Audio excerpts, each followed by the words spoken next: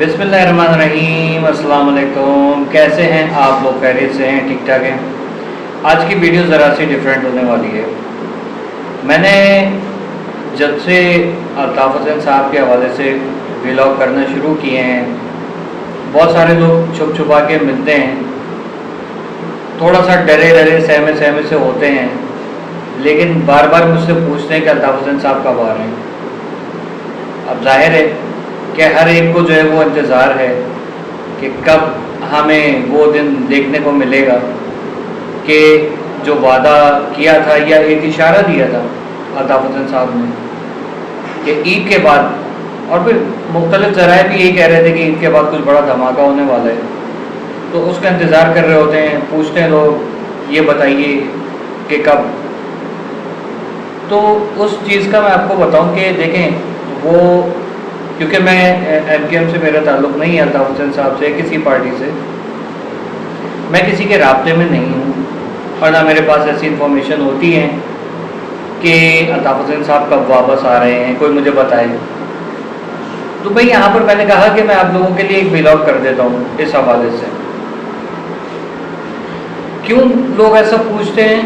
जो लोग कहते हैं ना कि अल्ताफ़ हुसैन को कोई पूछता नहीं है, और लोग जो है वो शुक्र मना रहे हैं कि अल्ताफ़ हुसैन नहीं है, तो मैं एक बात बता देता हूँ कि मेरी जितनी भी अभी तक लोगों से मुलाकात हुई है, चाहे अपने एरिया में हुई हो और दूसरे एरियाज़ में जहाँ जहाँ मैं आता जाता हूँ, या कहीं पे सडनली मेरा कोई काम पड़ जाए, मतलब कराची के किसी भी एरिया में, तो वहाँ लोग यही पूछते हैं कि अल्ताफ़ हुसैन साहब जो है वो कब आ रहे हैं।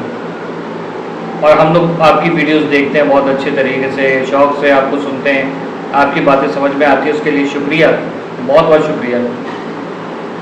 लेकिन मसला ये कि हम लोग खुद भी चाहते हैं, ज़ाहिर है कि मैं खुद भी देख रहा हूँ इस वक्त हालात क्या हैं, कि बेइंतहा जो है ना कराची के हालात ख़राब हुए हैं।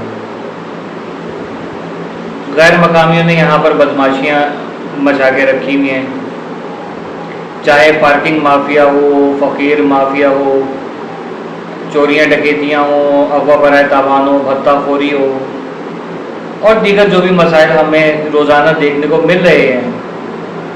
पूरा पाकिस्तान एक जगह पर और कराची एक जगह पर, तो परेशानी होती कि यार आखिर ये कब तक चलता रहेगा? हम किसके आसरे पे जी रहे हैं कराची वाले? फिर लोग कहते हैं, कुछ कमेंट सेक्शन में नाराज़गी का इज़हार करते हैं या दर्ज कर रहे होते हैं कि डर डर के क्यों बात करते हो। मतलब डर के, मैं जिस तरीके से बात कर रहा हूँ, क्या ये डर के? मैं तो डर के बात नहीं कर रहा। मैं तो सारे यूट्यूबर्स में मैं वाहिद बंदा हूँ जो खुलेआम जो है वो बहुत सारी बातें कह जाता हूँ, जो बहुत सारी चीज़ें। अब जाहिर है कि हमें भी प्रॉब्लम्स होती हैं, लेकिन हम एक लिमिट में रह के काम कर रहे होते हैं, क्योंकि हमें जाहिर है कि हर चीज़ देखनी होती है, ठीक है। लेकिन जो अल्ताफ़ हुसैन साहब का टॉपिक आ जाता है, वहाँ पर जो मामलात होते हैं, उसमें मैं खुल के बोलता हूँ, मैं किसी से डरता नहीं, और ना मैं कोई ऐसी बात करता हूँ कि जिसपे कोई बाद में मुझे पछतावा हो, ठीक है। ये बात है। मसाइल ये हैं कि इन चीज़ों का कब ऐलान होगा, मतलब अल्ताफ़ हुसैन के टेलीफोनिक खिताब का कब ऐलान होगा, कब उनको इजाज़त मिलेगी, अल्ताफ़ हुसैन साहब क्या वापस आएंगे पाकिस्तान? ये पॉसिबिलिटीज़ हैं अभी क्या? तो इसके ऊपर मैं ज़रा सी आपको बात बता दूँ। मैंने आपको अभी चंद दिन पहले एक व्लॉग भी किया था, उसमें मैंने बताया था कि देखिए अल्ताफ़ हुसैन साहब का फिल वक्त पाकिस्तान आना नामुमकिन है। उसके लिए मैंने वजूहात बता दी थी कि बाकायदा तौर पे यहाँ उनके ऊपर से जो केसेस हैं उनको ख़त्म कराया जाए, क्योंकि ज़ाहिर है कि लीगल केसेस नहीं हैं, खुन्नस में लगाए गए हैं, जेलसी में लगाए गए हैं, डर खौफ की वजह से लगाए गए हैं इल्ज़ाम, तो वो उनको ख़त्म कराया जाए, ठीक है। तभी जाके कुछ पॉसिबिलिटीज़ होंगी कि अल्ताफ़ हुसैन साहब फिर जो है वो वापस आ जाएँ। अब क्योंकि ज़ाहिर है अल्ताफ़ हुसैन साहब की इस्टेब्लिशमेंट के साथ कोई यारी दोस्ती नहीं है कि वो एयरपोर्ट पर आएँ, वहाँ जो वेटिंग रूम होता है उधर बैठें, अदालतें पहुँच जाएँ, नादरा पहुँच जाए, वहीं पर उनका पासपोर्ट बने, वहीं उनका बायोमेट्रिक हो, वहीं उनका शनाख्ती कार्ड बने, वहीं उनके केसेस ख़त्म हो, और वो आके कहें कि देखो मैं आ गया। ठीक है, तो ये पॉसिबिलिटीज़ नहीं है, क्योंकि अल्ताफ हुसैन साहब ने जो है वो अपना एक नैरेटिव रखा है स्ट्रेट बिल्कुल।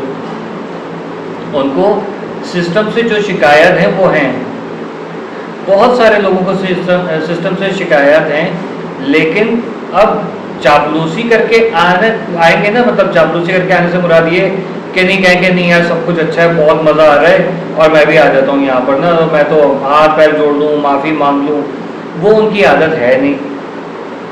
ठीक है, कि वो करके आएंगे तो उसका नतीजा क्या होगा कि जो कहा जाएगा वही करना होगा, फिर फ़ायदा कोई नहीं है एमके पाकिस्तान में और अल्ताफ हुसैन में, वो करना नहीं चाह रहे।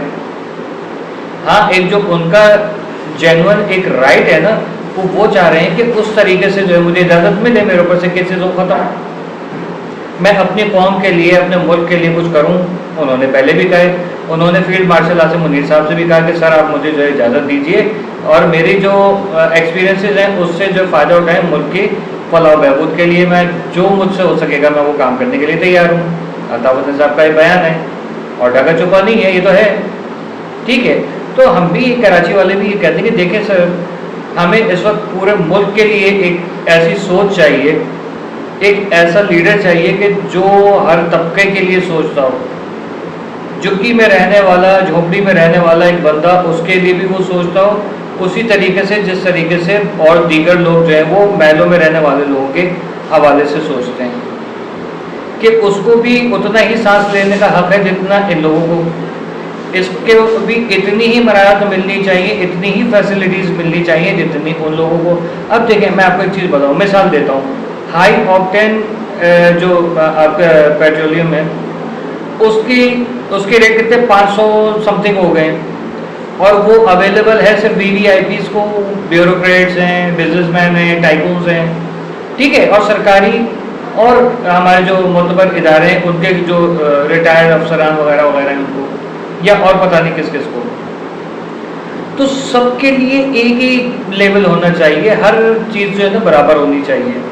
अब आप देखिए कि आज जो है पेट्रोल की कीमत जो है वो 30 रुपये मज़ीद बढ़ गई है।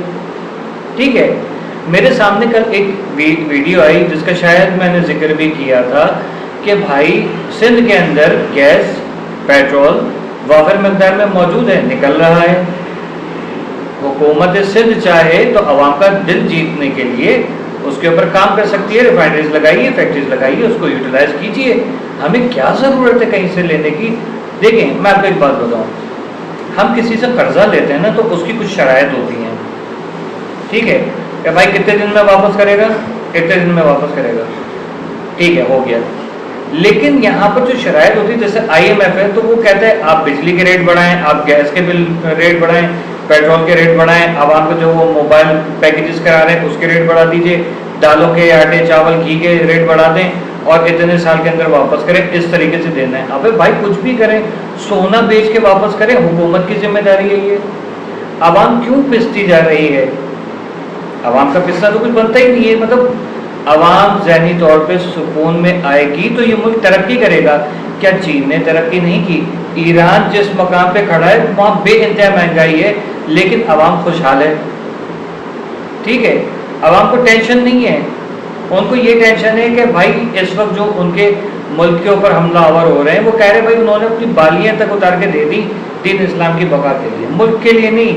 आपके कश्मीरियों ने भी तो हेल्प की, वहाँ से माँ बहनों बेटियों ने पता नहीं शायद 100 अरब मतलब हज़ार करोड़ जो है वो उन्होंने जमा कर दिए रुपए।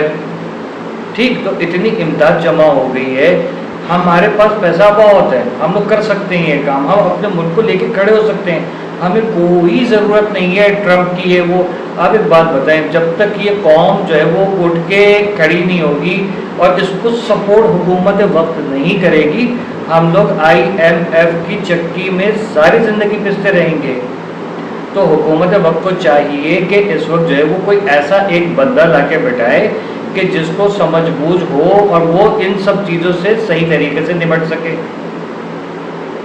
और इन सारे मसाइल का हल उसके पास हो। अल्ताफ हुसैन साहब के आप खिताबात उठा के देख लीजिए जो उन्होंने अब तक किए हैं, टिकटॉक के ऊपर कर रहे हैं, फेसबुक पे, यूट्यूब पे कर रहे हैं, ट्विटर पे कर रहे हैं, हर जगह से उनका पैगाम आता है, एक ही पैगाम आते एक बैल को।